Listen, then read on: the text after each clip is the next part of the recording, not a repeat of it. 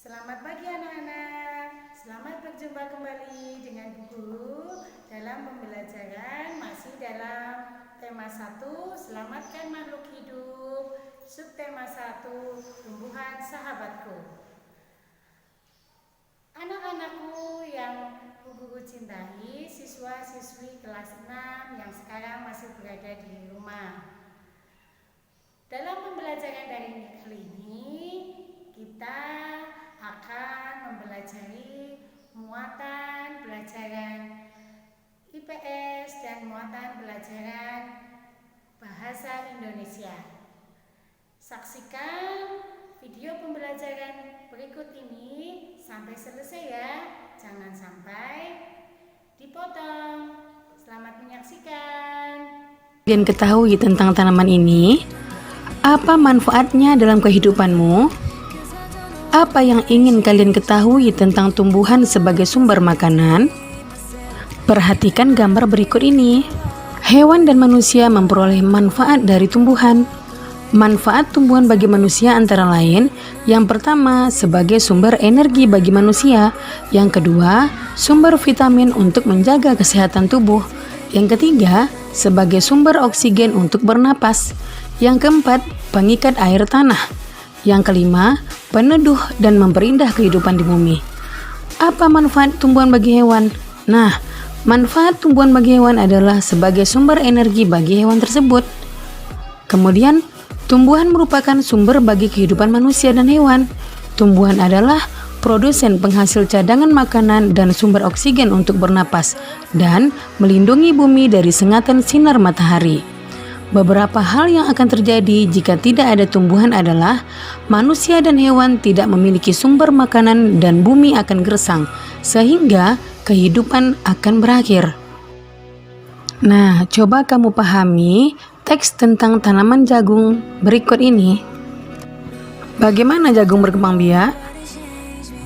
Jagung merupakan salah satu tanaman yang dijadikan bahan makanan pokok di berbagai negara, salah satunya di Indonesia. Di Indonesia, penduduk Pulau Madura menjadikan jagung sebagai makanan pokoknya. Jagung merupakan salah satu tanaman penghasil karbohidrat yang sangat diperlukan oleh tubuh. Seorang petani jagung memulai pembiakan tanamannya dengan menanam biji jagung. Setelah 3-4 hari, bakal tanaman akan muncul di permukaan tanah. Tanaman jagung akan terus tumbuh menjadi besar.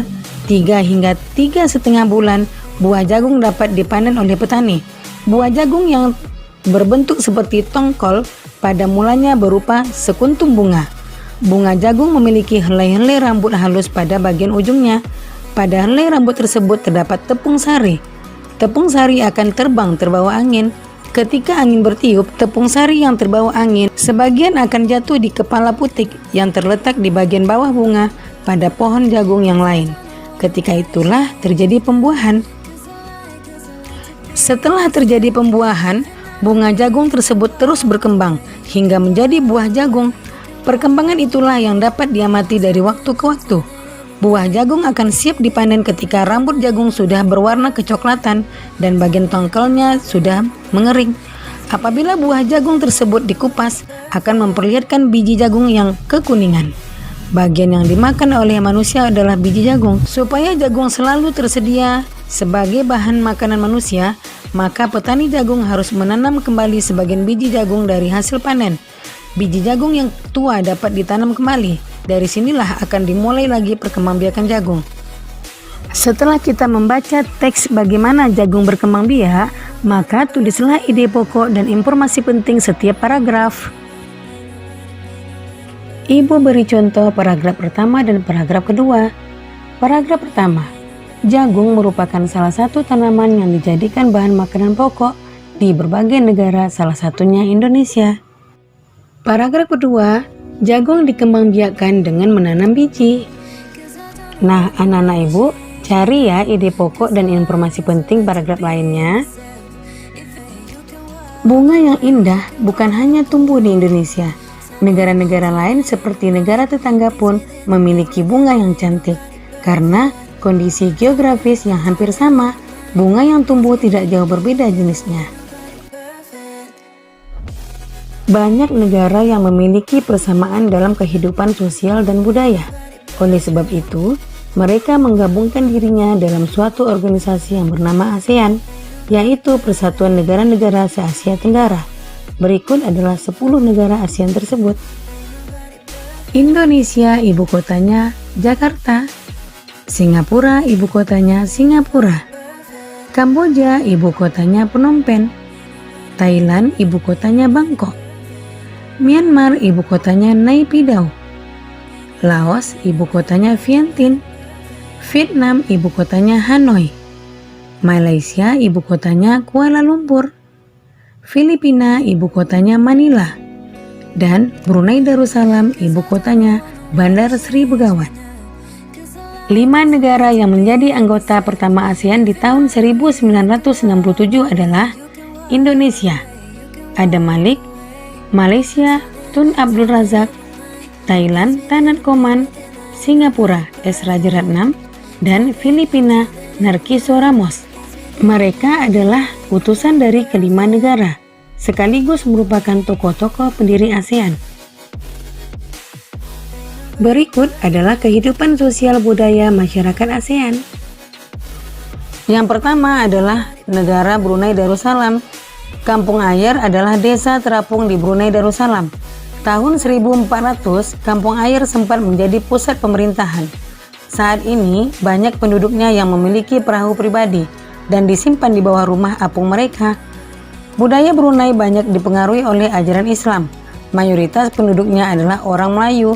Kata Brunei berasal dari kata Nah Baru yang diucapkan oleh Awang Alak Betatar, penemu negara ini. Kota Darussalam berarti tempat yang damai atau rumah keamanan. Dalam percakapan, menunjuk dengan jari telunjuk dianggap kasar. Secara tradisional, orang Brunei tidak berjabat tangan dengan lawan jenis. Melepaskan sepatu adalah kebiasaan umum orang Brunei sebelum memasuki rumah orang lain. Negara kedua adalah Malaysia. Patung Dewa Manungga di Malaysia merupakan patung berukuran 42,7 meter. Patung ini terletak di Batu Kafes, gua yang merupakan salah satu kuil Hindu di luar India yang paling populer yang didedikasikan untuk Dewa Manungga. Malaysia memiliki kota yang bernama Georgetown, yaitu kota yang terdaftar dalam UNESCO World Heritage. Kota ini terletak di Pulau Penang. Georgetown adalah kota yang memiliki ragam jenis budaya. Banyak gedung peninggalan masa Eropa dan bangunan bernuansa Melayu Tionghoa. 3 kaum utama di Malaysia adalah kaum Melayu, Cina, dan India. Musik tradisionalnya banyak dipengaruhi oleh budaya Cina, Islam, India, dan Indonesia. Makanan khasnya adalah nasi lemak. Yang ketiga adalah negara Filipina. Budaya Filipina merupakan hasil perpaduan antara budaya Barat dan Timur. Kehidupan budayanya dipengaruhi oleh budaya Melayu, Cina, dan Spanyol. Bahasa Filipina adalah bahasa nasional, dengan bahasa Inggris sebagai bahasa pengantar untuk urusan perdagangan atau pergaulan. Ada 8 dialek utama yang digunakan masyarakat Filipina. Po dan opo adalah sebutan orang Filipina terhadap orang yang lebih tua. Mereka memanggilnya dengan menggunakan kata-kata seperti kuya, ate, monang, atau manang, yang menunjukkan rasa penghormatan. Yang keempat adalah Kamboja. Banyak candi di Kamboja terbuat dari batu. Dewa-dewa dari agama Hindu dan Buddha terukir pada tembok. Tari Apsara lahir pada 2000 tahun yang lalu. Relief tarian banyak ditemukan di bangunan-bangunan keagamaan di Kamboja. Orang Khmer mengenakan syal kotak-kotak yang disebut krama. Yang keempat adalah negara Myanmar. Myanmar disebut sebagai negara 1000 pagoda. Hal ini disebabkan karena sangat mudah menemukan kuil-kuil suci Buddha. Mayoritas penduduk Myanmar adalah keturunan Tibet. Bahasa digunakan adalah bahasa Burma. Pakaian tradisional Myanmar yang disebut dengan longyi mirip sarung Indonesia. Namun, kain ini membelit bagian tubuh mereka mulai dari perut hingga betis. Longyi yang berbahan kain katun bukan saja dikenakan pria dewasa, namun juga anak-anak dan wanita. Yang keenam adalah negara Vietnam. Permainan menangkap jangkrik dengan mata tertutup adalah permainan tradisional anak Vietnam. Anak yang berada di tengah lingkaran matanya ditutup kain, menangkap salah satu teman dan menebak namanya. Yang ketujuh adalah negara Laos. Nama Laos berhubungan dengan penemunya, yaitu Ai Lau. Orang Laos terkenal kesabaran dan kesederhanaannya. Hal ini terkait dengan ajaran agama Buddha yang banyak dianut masyarakatnya. Olahraga tradisional di Laos adalah katau, seperti olahraga bola voli, namun menggunakan kaki untuk menangkap dan memukul bola. Bola terbuat dari anyaman bambu. Selanjutnya, negara Singapura. Singapura memiliki lambang negara yaitu Merlion. Merlion adalah patung berkepala singa dan berbadan ikan. Menurut mitos, Singapura dahulunya adalah kampung ikan. Kampung ini bernama Temasek, yang berasal dari bahasa Jawa, yang artinya lautan. Singapura berasal dari kata Sanskerta, yang berarti kota singa. Penduduk Singapura berasal dari Cina, Melayu, India, dan Eropa. Kaum Baba adalah sebutan bagi keturunan Cina Melayu. Singapura memiliki 4 bahasa resmi, yaitu Melayu, Mandarin, Inggris, dan Tamil. Masyarakat Singapura memiliki budaya jalan kaki. Sekitar 80% masyarakat memilih untuk berjalan kaki kemana-mana. Hal ini disebabkan harga kendaraan, yaitu mobil dan bahan bakar, sangat mahal. Kepiting cabai adalah makanan yang sangat digemari masyarakat Singapura. Terakhir adalah negara Thailand. Thailand adalah satu-satunya negara di ASEAN yang tidak pernah dijajah bangsa Eropa. Thailand dalam bahasa Thai adalah Pretty Thai, yang artinya tanah kebebasan. Sejak tahun 1800-an, Thailand berubah nama, antara lain Siam, dari bahasa Sanskerta yang artinya gelap atau coklat, dan Thailand. Wilayah Asia Tenggara dibagi menjadi 2 daratan, yaitu yang pertama, daratan berbentuk semenanjung. Wilayah yang berbentuk semenanjung adalah Myanmar, Thailand, Laos, Kamboja, Vietnam, dan wilayah Malaysia bagian barat. Yang kedua, berbentuk gugusan kepulauan. Wilayah yang berbentuk gugusan kepulauan adalah Filipina, Indonesia, wilayah Malaysia bagian timur, Singapura, dan Brunei Darussalam. Nah, sekarang tulislah pemikiranmu tentang karakteristik negara pada diagram Venn yang telah disiapkan. Perhatikan caranya berikut ini. Pertama, tentukan 2 negara yang akan kamu cari informasinya. Lebih dalam lagi, tulislah di kotak yang telah tersedia. Yang kedua, tulis masing-masing karakteristiknya di lingkaran sesuai dengan negaranya.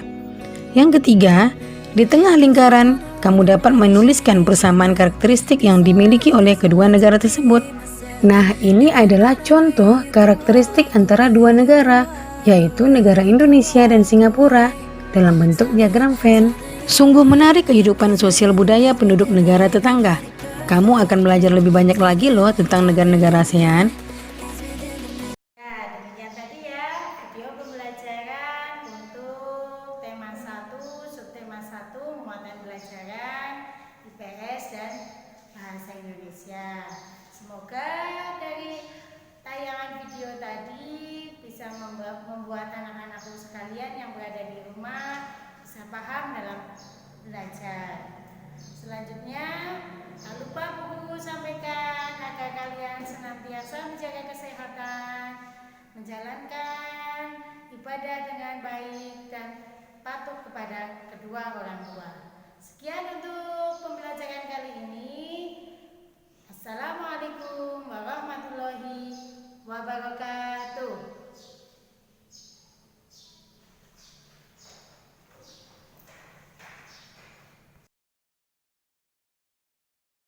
Apa yang kalian